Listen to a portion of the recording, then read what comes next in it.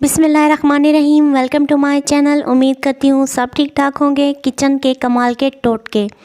अगर गोभी बनाते वक्त इसमें 2-3 चम्मच दूध डाल दिया जाए तो इससे गोभी की बसांत ख़त्म हो जाती है। और अगर गोभी का बादीपन ख़त्म करना हो तो इसमें काली मिर्च का पाउडर डाल देने से गोभी का बादीपन ख़त्म हो जाता है। लोड शेडिंग की वजह से फ्रिज कूलिंग सही नहीं करती या किसी भी और वजह से अगर गोश्त को फ्रिज के बगैर रखना हो तो गोश्त को ख़राब होने से बचाने के लिए गोश्त में नमक डालकर आधी प्याली पानी डालकर गोश्त को जोश दे लें और 24 घंटे बाद एक बार फिर से ये प्रोसीजर रिपीट करें। इसी तरह से गोश्त को गर्म कर लें। इस तरह से गोश्त गर्म करने से फ्रिज के बगैर 3 से 4 दिन तक गोश्त रह सकता है और ख़राब भी बिल्कुल नहीं होगा। बिल्कुल सेफ़ तरीका है। अंडे में 1 चम्मच दूध मिला लेने से आमलेट ज़्यादा फूला फूला हुआ बनता है। अगर चावल ढीले और जुड़े हुए बनते हैं तो चावल बनाते हुए चंद बूंदे नींबू का रस मिला लें। चावल अलग अलग बनेंगे। और दम लगाते वक्त याद रहे कि चावल सिर्फ 75% तक गले हुए होने चाहिए। इसके बाद दम लगाएं। बाकी के 25% दम के दौरान पक जाएंगे और खिले खिले बनेंगे। और अगर आप चावलों को पहले ही मुकम्मल गला लेते हैं, मसलन 95% तक मुकम्मल गला लेते हैं और बाद में दम लगाते हैं तो चावल दम के दौरान नरम और ढीले हो जाएंगे और चिपके चिपके हुए बनेंगे।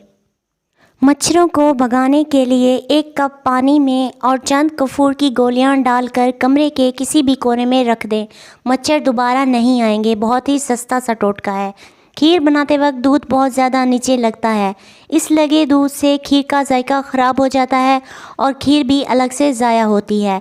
इसीलिए जब भी खीर पकाएं बर्तन में थोड़ा सा पानी डालकर बर्तन को अच्छी तरह से उबाल लें और फिर पानी को फेंक दें। इस तरह से खीर बनाएं। इस तरह से दूध नीचे नहीं लगेगा और खीर भी बहुत मज़े की लजीज बनेगी। मछली को तलने से पहले अगर थोड़ा सा कॉर्नफ्लोर लगा दिया जाए तो मछली के कतले तलते वक्त टूटेंगे नहीं, साबित बनेंगे। शीशे की कोई भी चीज़ टूट जाए तो इसकी किरचियाँ इकट्ठा करना बहुत ही मुश्किल होता है। इस मकसद के लिए कोई भी ऊनी कपड़ा लेकर उसको गीला कर लें और इन जगहों पर रखें जहाँ किरचियाँ बिखरी हुई और गिरी हुई हों। सब बिखरी हुई किरचियाँ उस ऊनी कपड़े पर लग जाएंगी और चिमट जाएंगी और आसानी से उठा ली जाएंगी। जब भी कोई चीज़ फ्राई करें तो तेल में 1-2 लौंग डाल लें। फ्राई की हुई चीज़ का जायका बढ़ जाएगा। शलजम का खारापन दूर करने के लिए शलजम में नमक डालकर रख दें और फिर पकाएं। शलजम का जायका बेहतर हो जाएगा। या फिर कुछ लोग शलजम बनाते हुए चीनी या गुड़ का इस्तेमाल करते हैं ताकि इसका खारापन दूर हो जाए।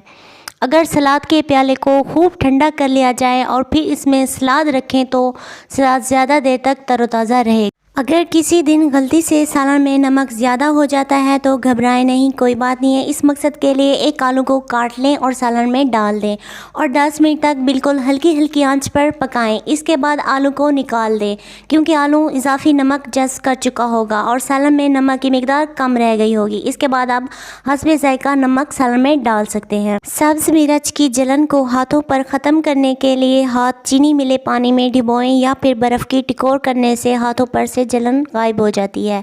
किचन और सिंक की नालियों में रोज़ाना रात को कपड़े धोने वाला सोडा और तेज़ गर्म पानी डाल दें। इससे नालियाँ कभी बंद नहीं होंगी।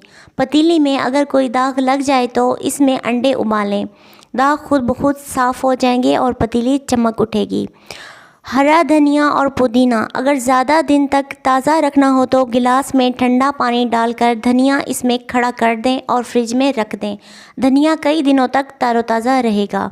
चाय की बची हुई पत्ती को फेंकने की बजाय इसे एक अलग बर्तन में निकाल कर अच्छी तरह से खुश्क कर लें।